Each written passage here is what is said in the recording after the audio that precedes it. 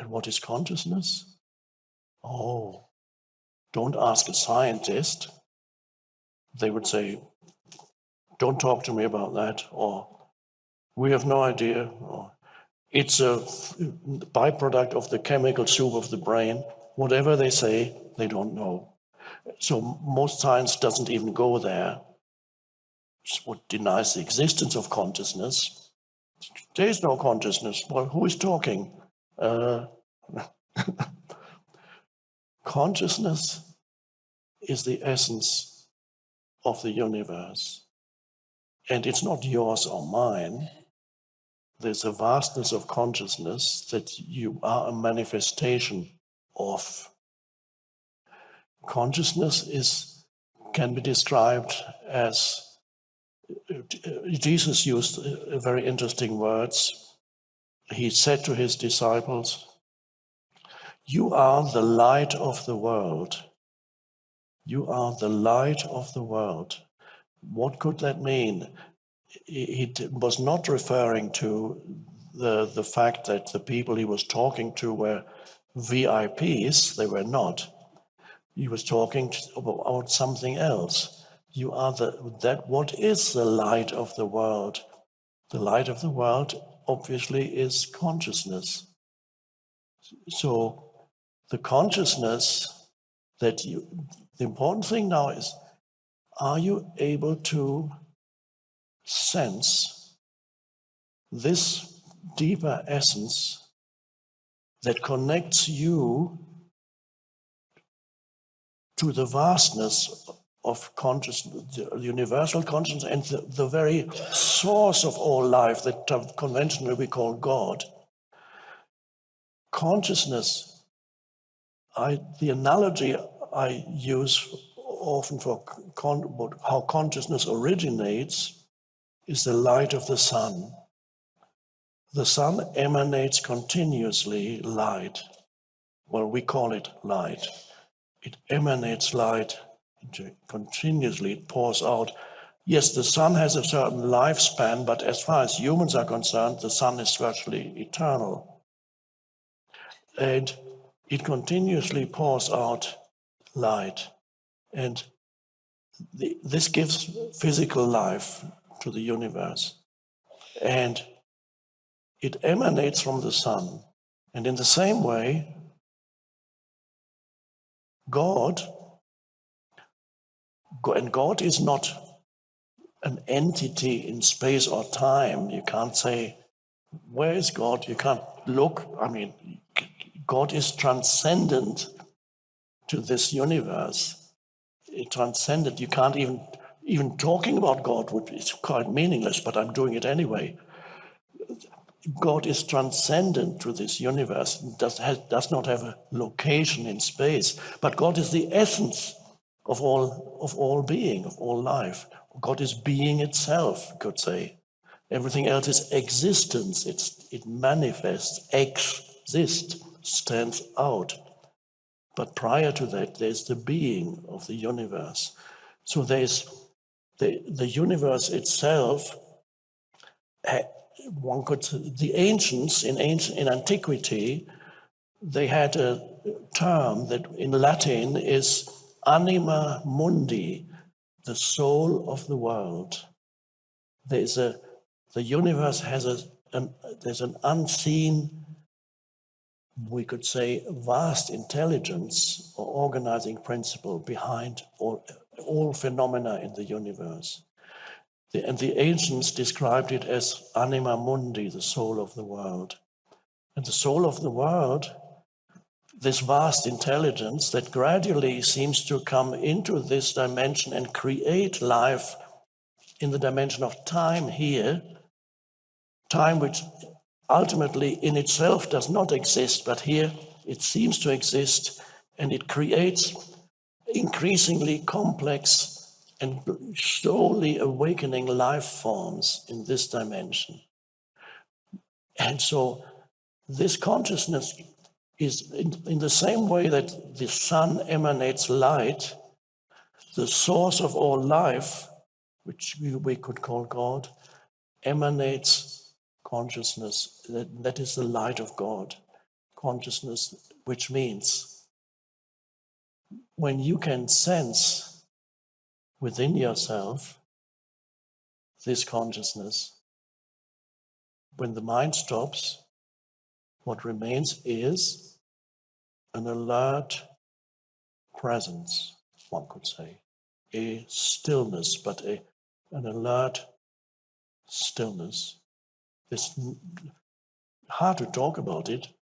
At first it seems to be nothing, and yet it is a presence. If I ask you, what does it feel like to be you without your story, without memory of your past or anything? What does it feel like to be you when you let go of the story, the narrative of me and my life and all my memories? Because when you're not thinking, there's no memory. So let's, for a moment, do this experiment as we are letting go of past and future, because they are ultimately mental creations. We let go of past and future right now. We also, of course, let go of narratives of me, whatever. Your past becomes irrelevant in this moment. Your past, whether you're a man or woman becomes irrelevant, your age becomes irrelevant, your race becomes irrelevant in this moment. And what is left of you? What does it feel like to be you, you, without the story? Are you still there? That's interesting. Are you still there? Because there is a consciousness there. There's no doubt about that. And the consciousness is still able to perceive. It's the background to all sense perceptions. And there's this a deep stillness is there.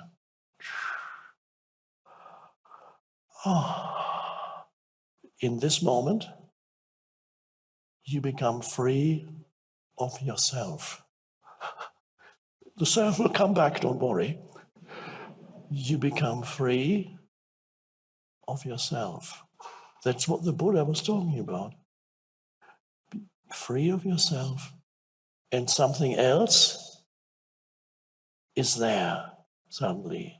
It's not what you call it, doesn't matter. The Buddha called it the no self.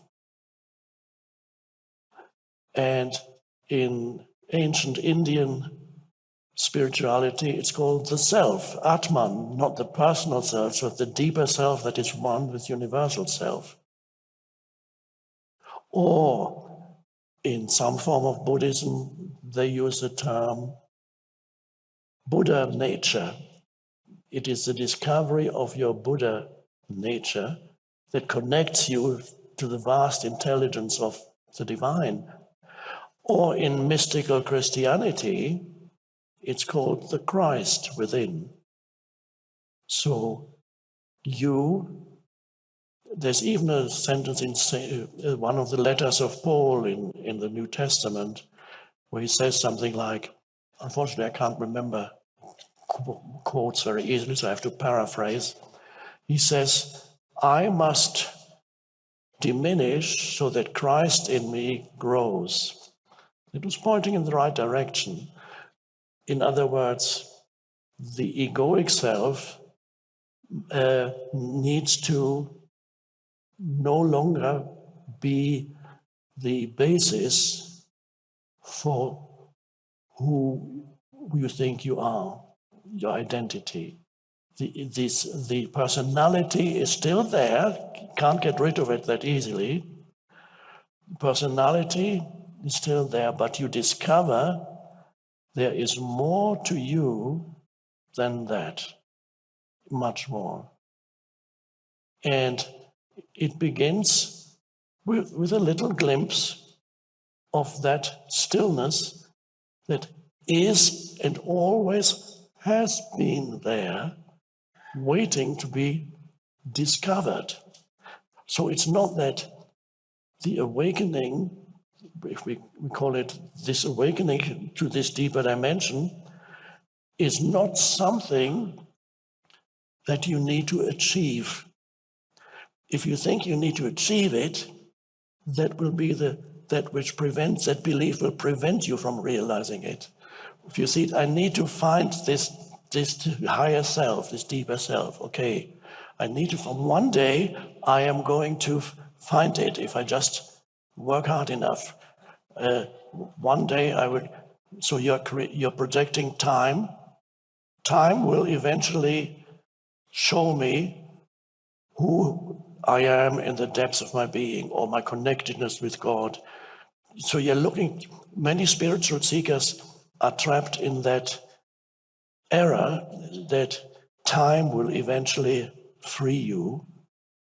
But the truth is, you cannot, the awakening is the realization of being. I am.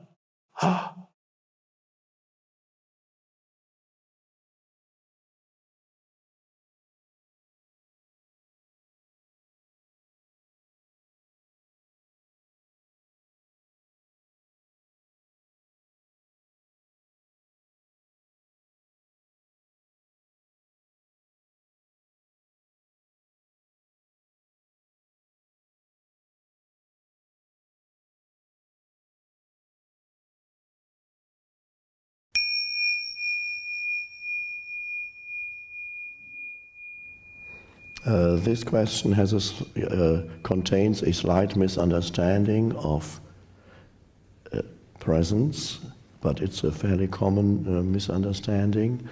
It can probably be explained very briefly. The question is, I'm afraid that if I become enlightened, I will not be able to relate to others. I will not say to my son, you can't do this or that. I will let him do whatever he wants, even if it is wrong. How can I be enlightened and have an agenda on the present moment? Won't I just allow everything to be? A common misunderstanding of presence. When you respond to the present moment, you don't have an agenda. That's not an agenda, as the questioner here says. You have an agenda when you have a pre-planned sequence of things that you want to happen or want somebody else to do, then you are not in the present moment. But responding to whatever it is that the present moment requires, that is not an agenda, that is a freedom from an agenda. So there's an error in the question. And of course, to be able to tell somebody like a child to stop doing something for a good reason, not because you want to exercise control, but because whatever the child is doing may be dangerous. So you have to respond to the need of the present moment, and this is what happens in presence. So presence, and again, there's a misunderstanding here, which is allowing everything to be. That is misinterpreted by some people as if it meant that you never say no to anything or anybody.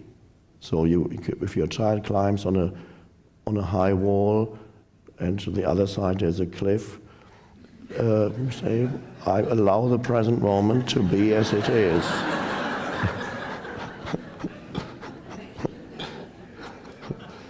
The allowing to be is an internal thing rather than an external thing. So allowing to be is, it often happens, you may have observed, a child goes into a dangerous situation, the parent suddenly panics and they run and grab the child. They might even hit the child, I've witnessed it. And they shout, don't you ever go there again, it could kill you. Don't you see that this is a curb, you shouldn't cross it, there's the traffic, you could have been killed. And they shout at the child, you don't ever do that again. That is non-acceptance. The acceptance is that a child does these things and you take effective action. You don't fight against what is, you take effective action. There's not an internal resistance, which is a totally misinterpreting how a child behaves. And the shock that some parents in their panic or their fear give their children leaves a dreadful trace inside in the children. It contributes to the formation of the pain body, of emotional suffering, because a child is very sensitive. When you scream at a child, even though your intentions may be good, because you wanted to protect the child, but you're screaming at the child, and of course it's like, even if you don't physically hurt the child, you are hurting the child energetically. It's extremely harmful, and this is part of non-acceptance of what is. So when a child does something dangerous, as you're present, you take effective action without fighting against the isness of that moment, which is what the child does. So you pull the child back and you explain, this is very dangerous. And there's no anger. The anger always comes when there's a non-acceptance of what's going on. It's internal. And that puts you in opposition to the present moment. And then anger arises and resentment arises, because this shouldn't be happening. So the action you take is much more effective in the absence of inner opposition. Then you can take truly effective action, and you're not causing, in Eastern terms, bad karma, because when there's an outflow of negative energy, you are causing suffering to yourself and others, and that's karmic. And if you shout at a child many times, your child many times during childhood, then most likely he or she is going to do the same to their children, until somebody finally comes who discovers the power of presence and then breaks the cycle of karmic, whatever they inherit karmically. So allowing the present moment to be as it is does not necessarily mean that you cannot say no, but you say no in a clear, non-confrontational way, not aggressively. You just say, no, no. There's no negativity behind that. Very different from the aggressive no that is against what's happening.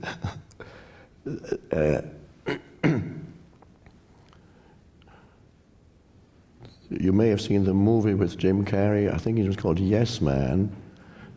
He goes to a New Age guru and listens to a seminar, and this is the character that he plays is very negative. He loves saying no to people. He's a mortgage consultant or at a bank, and his favorite occupation is to say no to people, and he's a continuously negative state. No, it's dreadful. No, you can't have a mortgage, no.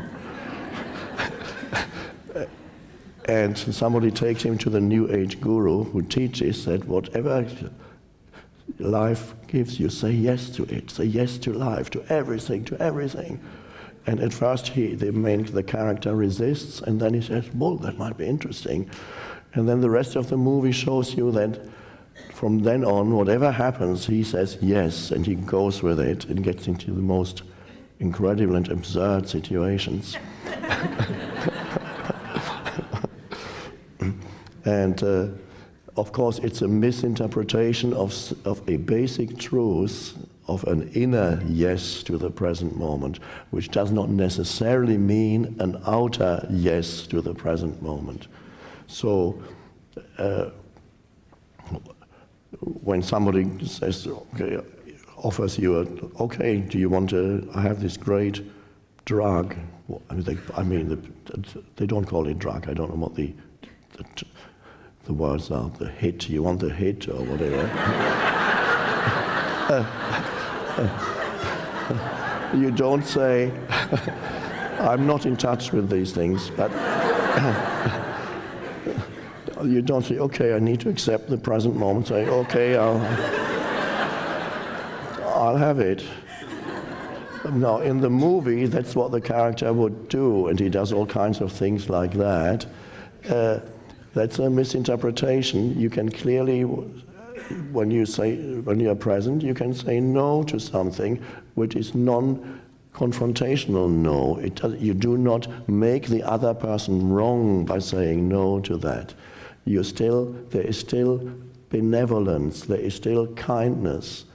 And you can say a very loud no and still emanate kindness or benevolence. You say, no, I'm not getting into this car with you because you're drunk. I don't want you to drive me home, and I would recommend that you don't drive home either.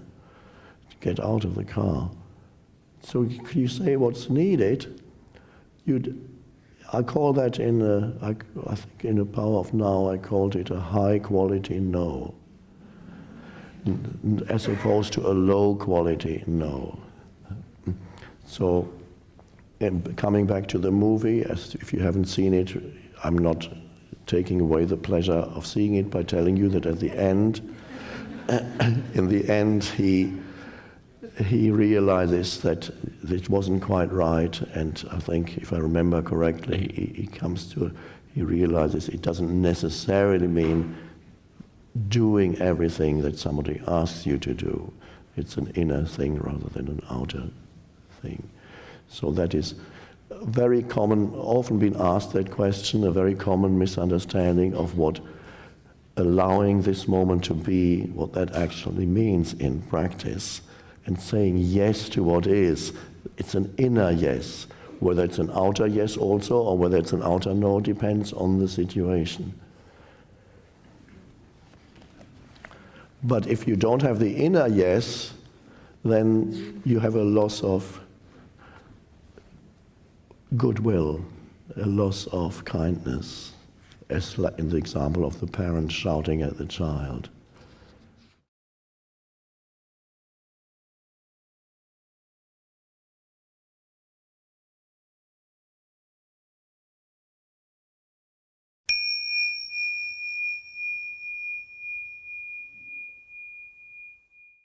When you conceptualize, the screen of conceptualization creates a barrier between you and whatever it is that it refers to. And without the screen of conceptualization, a sense of separation begins to dissolve between what you're perceiving and you. So there comes a sense of uniting, becoming one with that which you're perceiving.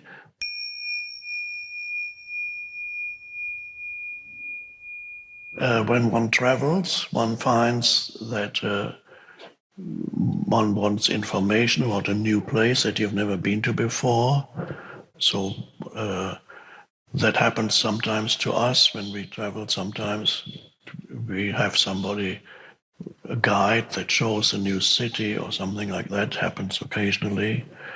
And sometimes, although it's quite interesting to learn all these facts about a new place, but if the guide continuously talks and explains, and this building was created by this architect, was built in such and such, okay, you get overburdened with conceptual knowledge, and it prevents you from experiencing that place more directly in a non-conceptual way. And this is particularly important if you go to a place that is like an ancient cathedral or something, or a temple, and you go into that, and people travel with digital guides. Sometimes you put it in your ear and it tells you what everything is. It can be highly interesting, and you learn a lot about that place, all the significance of works of art that you see. Let's say it's a cathedral. It tells you who built it, what the meaning of this is and that, and who created that painting, and so on. You get continuous commentary as you walk through that place for 30 minutes.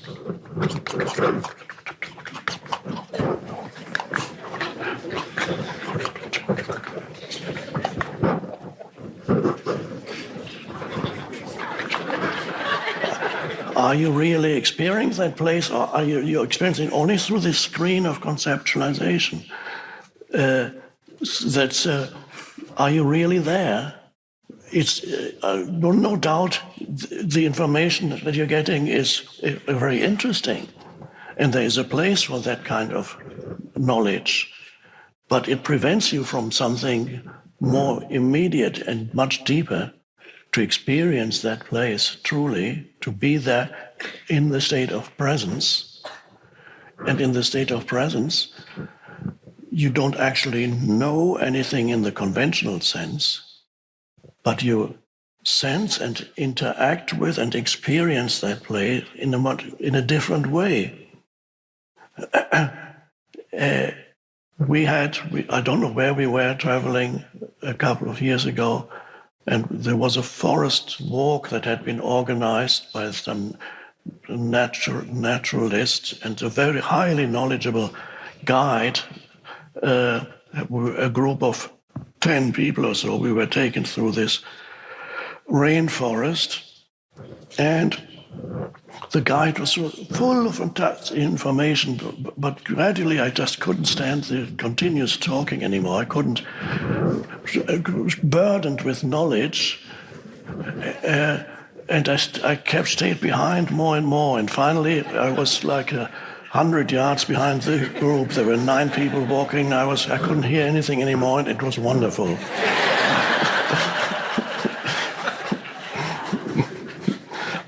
Then suddenly I found I was really in the forest then, suddenly. Before I was in my mind. The mind had become a screen through which, in a very distant way, one could still experience the forest, but I wasn't really there. Now, without the conceptualization, of course, I missed out on quite a bit of knowledge, probably, but if I had kept with the group, a lot of that knowledge I probably would have forgotten anyway soon after. So I give particular importance to this way of knowing, because our civilization almost completely disregards that. It's of extreme importance. One could call it a unitive way of knowing, because when you conceptualize, the screen of conceptualization creates a barrier between you and whatever it is that it refers to. And without the screen of conceptualization, a sense of separation begins to dissolve between what you're perceiving and you. So there comes a sense of uniting, becoming one with that which you're perceiving. It's the end of that sense of separation, which comes through excessive conceptualization, particularly important in relating to other human beings. When you only relate through concepts, there's always that barrier. And so any kind of, you can have, obviously, we're all familiar with prejudice. Prejudice is just an example of the inability to relate to another human being, because the concepts, the accumulated concepts of the mind about this person, or because of, for whatever reason, racial prejudice or social prejudice or whatever kind of prejudice you have, there's already a formulated view in your mind. The concept makes it impossible for you to relate to the other as a human being, because all you see is the concept of this. This is the nature of prejudice. All you have is a concept, and you don't see the human being, you see your concept. And so it's an unpleasant thing to do to another human being, to impose not just prejudice, but any kind of dehumanizing them through excessive conceptualization. When you do that, and you can do it to entire groups of people, you call them something, and by calling them something, you have dehumanized them, you've made them to ciphers, to concepts. For entire systems can do that when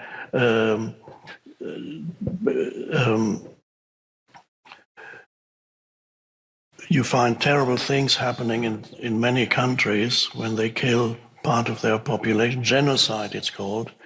That was the word I was looking for. When genocide happens, what precedes genocide is you dehumanize an entire group of people by imposing certain concepts on them. For example, in communist genocides that happened within communist countries such as Russia and China during the Cultural Revolution, especially Cambodia, when during the regime of Pol Pot, 1/3 of the population were killed. What precedes that is you impose concepts such as traitors and class enemies, imperialists, whatever concept they have. So they are traitors, they are class enemies, they are exploiters. This entire group of people, immediately they're not human anymore. You have dehumanized them. And then violence can happen more easily because you're not killing a human being, you're killing this conceptualized entity. So these things are very subtle and are also part of the how the ego relates to humans.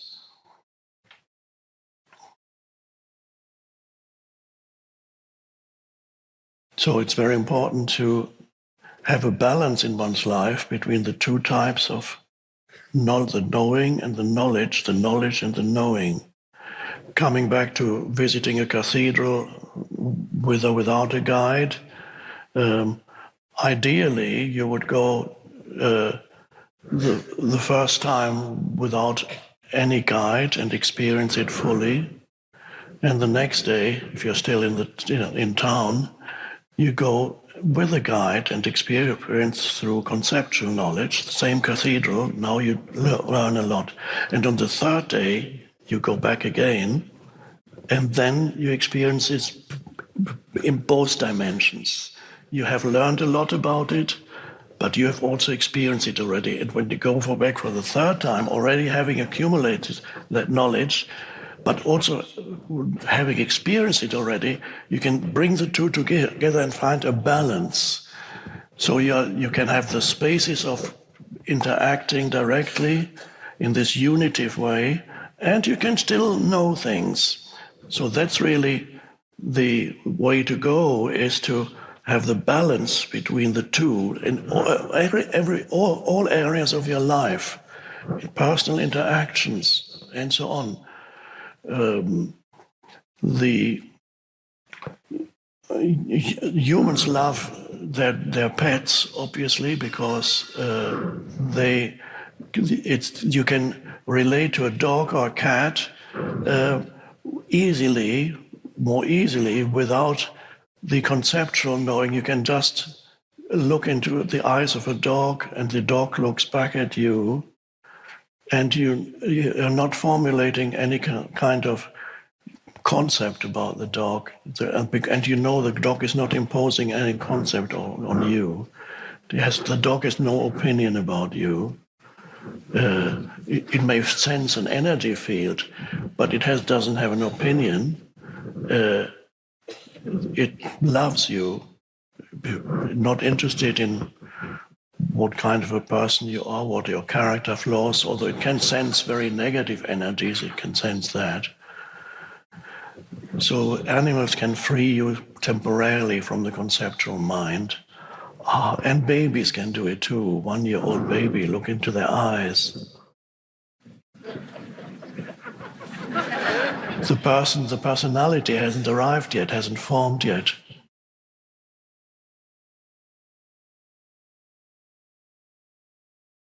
Oh my God, how beautiful, they say. Oh, and you know the baby has no opinion about you. And you feel liberated for a moment.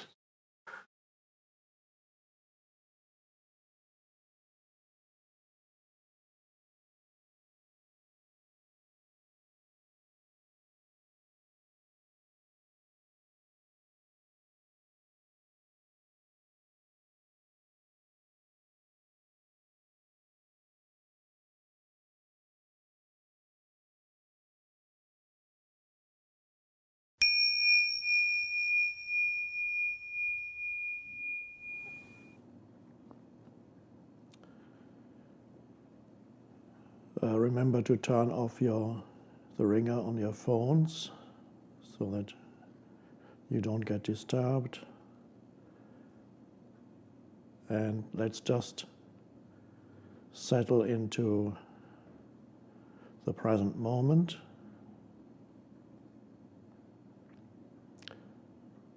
Which is not something perhaps that you would normally do, because there's always something else that's more important or pretends to be more important. And then you forget that the only really important thing in your life is the present moment, because there is nothing else ever.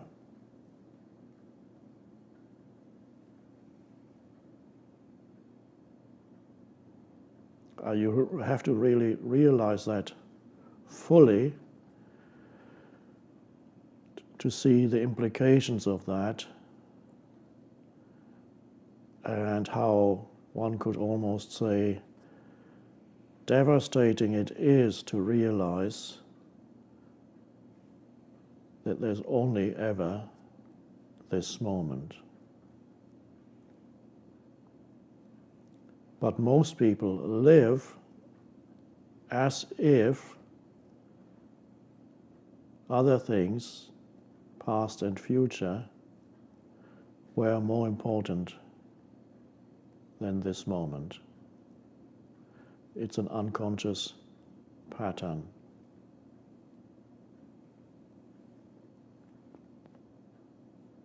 So meditation is about becoming present. And the word itself implies, of course, now, present moment. So we sometimes speak of present moment awareness.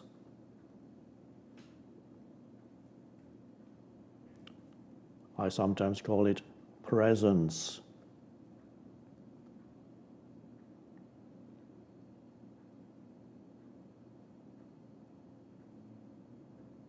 And that is what meditation is all about.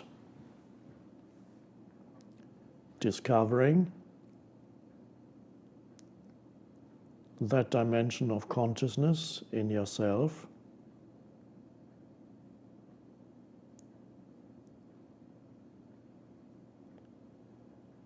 and usually meditation techniques are designed to get you there. But our meditation is a meditation that does not really have any particular techniques. I'm just inviting you to come into this present moment with your attention directly. Just drop into the now.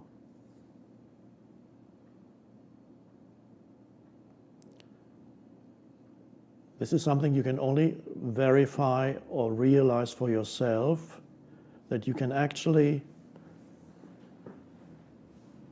almost sense, one could say, the presence of the present moment.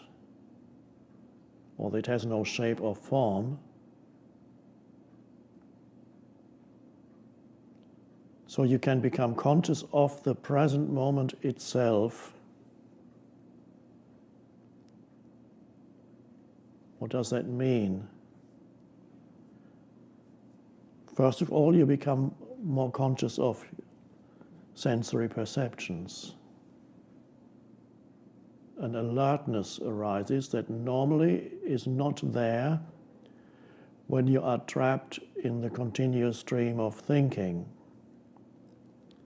Then that alertness that is synonymous with presence or awareness is just not there. So the normal state of consciousness is to be trapped in this continuous stream of thinking, a lot of it quite useless and repetitive. Thinking can be a powerful thing, but most people's thinking, 99% of it is repetitive, useless, often negative.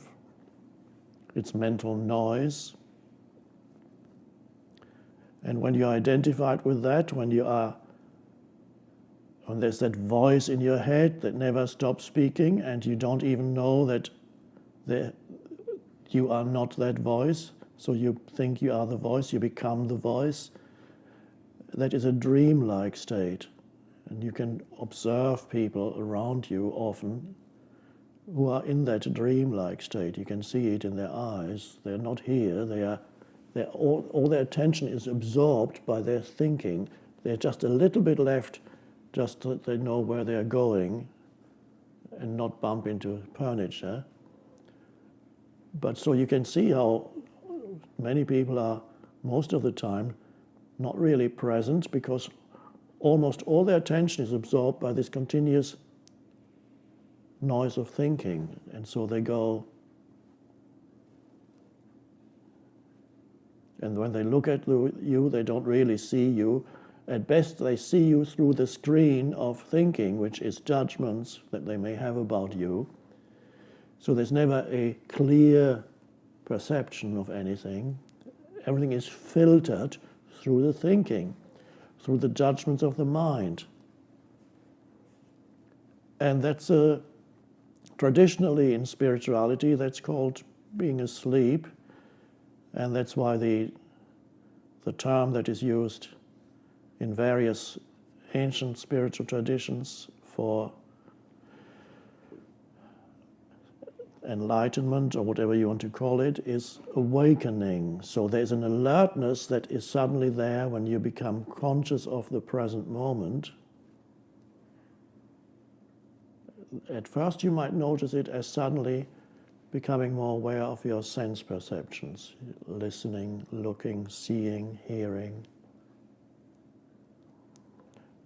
You might also find that alertness is there when something new suddenly arises in your field of vision. Somebody comes into something appears, or in your hearing, a sudden noise, and when a sudden noise appears, or suddenly somebody comes in or comes around the corner, and you suddenly look or listen, and there's an alertness behind the looking and listening. And for those few seconds, when that new thing arises and you give it your full attention, for those few seconds, 3, 4, 5, maybe 2, there's not a thought in your head. Thought then comes in, and after a few seconds, and it may for some people only be a couple of seconds, and then immediately interprets what it is that's there. But there's a moment when something new arises, when there is clear perception and just an alertness in the background. And that's an interesting moment, because that is a natural way of presence arising in you. But usually it's so short-lived that people miss it. So it's a good thing to discover that you actually already meditate for brief moments. You are in the state that we call meditation, and perhaps didn't even know it. And sometimes there may be moments when you just sit somewhere and you suddenly become completely comfortable with that moment as it is.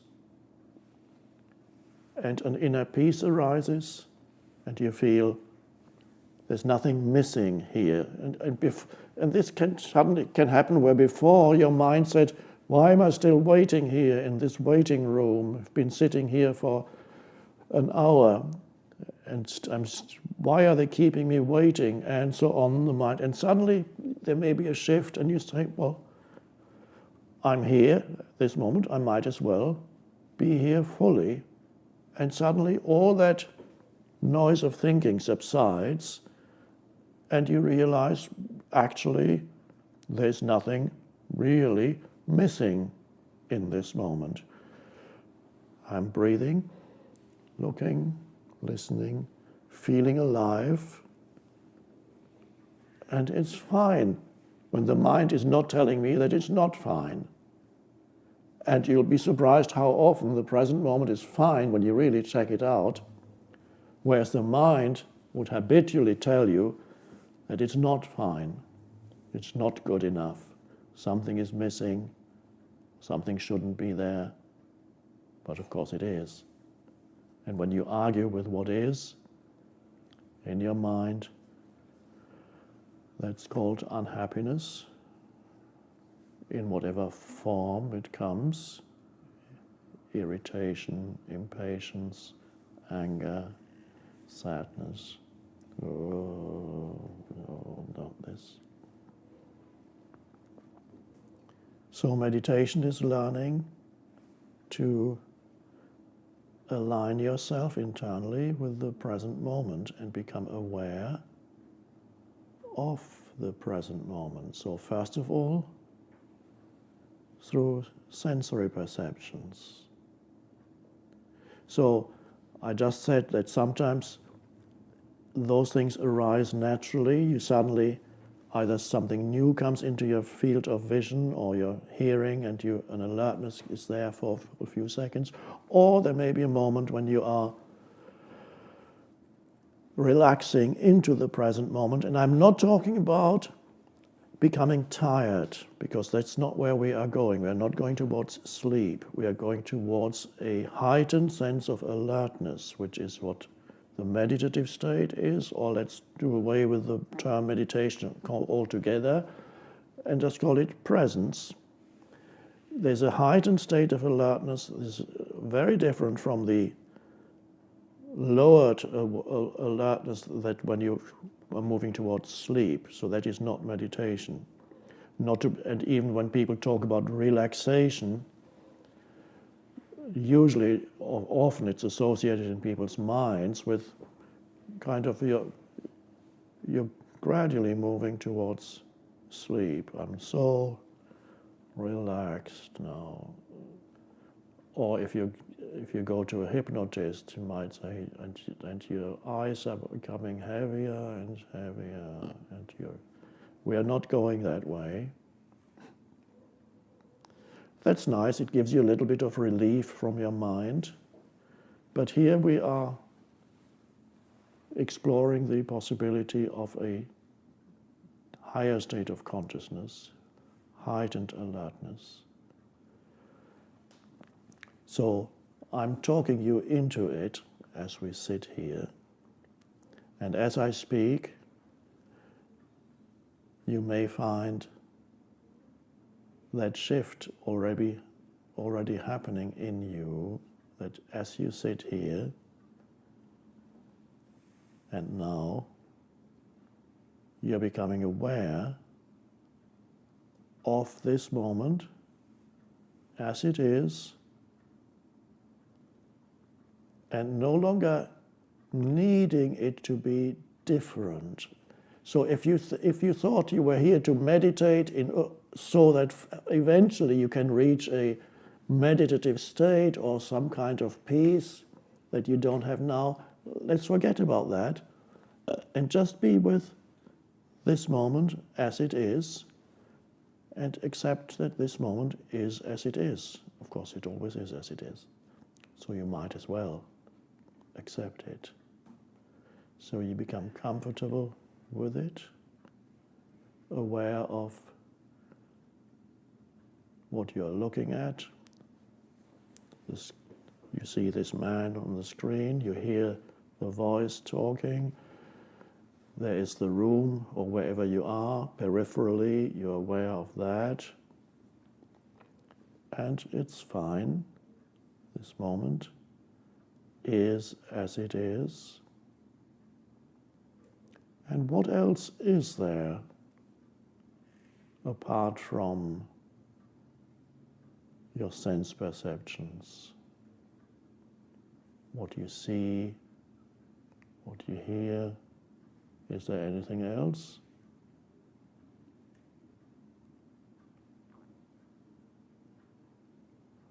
Well, you may feel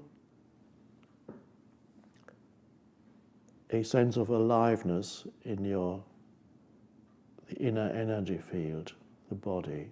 You may feel, as you sit here, just a distant sense of that, yes, there is this, I can feel that the body is alive, so some attention moves there. An all-pervasive sense of aliveness in your body, in your legs, your hands, your arms. It's a very subtle thing,